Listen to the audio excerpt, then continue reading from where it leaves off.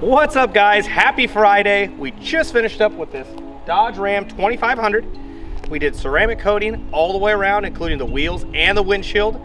Window tint all the way around with Suntek window films to keep it very, very cool inside and keep you protected from the sun. We also got these really cool lights. I could get used to that.